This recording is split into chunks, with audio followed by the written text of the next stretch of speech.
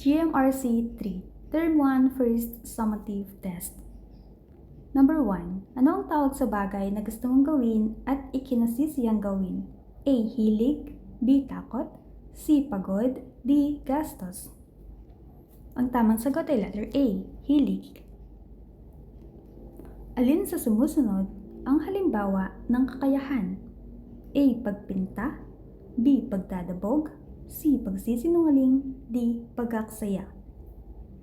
Ang tamang sagot ay letter A. Pagpinta. Number 3. Bakit mahalagang malaman ang sariling hilig at kakayahan? A. Para makilala at mapaunlad ang sarili, B. Para mang-asar ng kapwa, C. Para hindi na mag-aral, D. Para laging manalo. Ang tamang sagot ay letter A. Para makilala at mapaunlad ang sarili. Number 4. Ano ang dapat gawin upang mapaunlad ang talento? A. Ikahiya ito, B. Magsanay at magpaturo, C. Itago ito palagi, D. Itigil agad kapag nahirapan. Ang tamang sagot ay letter B. Magsanay at magpaturo. Number 5. Kapag nahihiya kang ipakita ang iyong galing, ano ang pinakamabuting gawin? A. Huwag nang subukan, B. Humingi ng suporta at magsanay pa, C. Tawanan ng sarili, D. Sabihin wala kang kakayahan. Ang tamang sagot ay letter B. Humingi ng suporta at magsanay pa.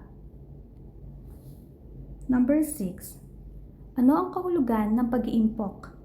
A. Pagtatabi ng pera para sa hinaharap, B. Pagbili ng lahat ng gusto, C. Paghiram ng pera araw-araw, D. Pagtapon ng lumang gamit. Ang tamang sagot ay letter A. Pagtabi ng pera para sa hinaharap. Number 7. Saan karaniwang inilalagay ng bata ang inaipong pera? A. Basurahan, B. Alkansya, C. Sapatos, D. Laruan. Ang tamang sagot ay letter B. Alkansya. Number 8. Alin ang nagpapakita ng pagtitipid? A. Pag-aaksaya ng tubig, B. Maingat na paggamit ng lapis at papel, C. Pagbili ng hindi kailangan, D. Pag-iwan ng ilaw na bukas. Ang tamang sagot ay letter B. Maingat na paggamit ng lapis at papel. Number 9. Kung may sobrang baon ka, ano ang mabuting gawin? A. Gastusin lahat sa candy, B. Itabi ang bahagi nito, C. Ipamagay ang walang paalam, D. Itapon sa basurahan. Ang tamang sagot ay letter B. Itabi ang bahagi nito. Number 10. Paano maipakikita ang malasakit gamit ang naipon? A. Bumili ng laruan para lang sa sarili, B. Tumulong sa taong nangangailangan, C. Ipagyabang ang pera, D. Itago ito sa pamilya. Ang tamang sagot ay letter B. Tumulong sa taong nangangailangan. Number 11. Alin sa sumusunod ang gawain ng responsableng bata sa tahanan?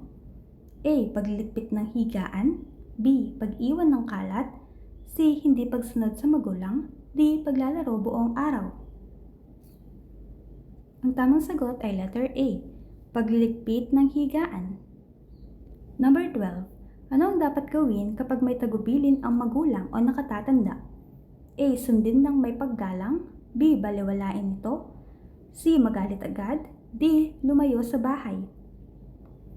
Ang tamang sagot ay letter A. Sundin ng may paggalang. Number 13. Alin ang nagpapakita ng pagpapanatili ng kalinisan sa tahanan? A. Pagtatapon ng basura sa bintana, B. Pag-aayos ng laruan, C. Pag-iiwan ng gripot na bukas, D. Pagkalat ng papel sa sahig. Ang tamang sagot ay letter B. Pag-aayos ng laruan. Number 14. Bakit mahalaga ang pagtupad sa gampanin sa tahanan? A. Nakakatulong ito sa pamilya at humuhubog ng pagiging responsable, B. Para mapagod ang bata, C. Para hindi na makapaglaro kailanman, D. Para magalit ang kapatid. Ang tamang sagot ay letter A.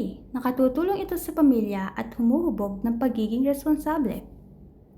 For the last number 15, aling sitwasyon ang nagpapakita ng tiwala sa sarili, pagtitipid at pagiging responsable? A. Itinatago ni Ana ang talento at tinaaksaya ang baon. B. Nagsasanay si Ana sa pagguhit, nag-iimpok at tumutulong sa gawaing bahay. C. Hindi sumusunod si Ana sa magulang. D. Bumibili si Ana ng laruan araw-araw. Ang tamang sagot ay letter B. Nagsasanay si Ana sa pagguhit, nag-iimpok at tumutulong sa gawaing bahay.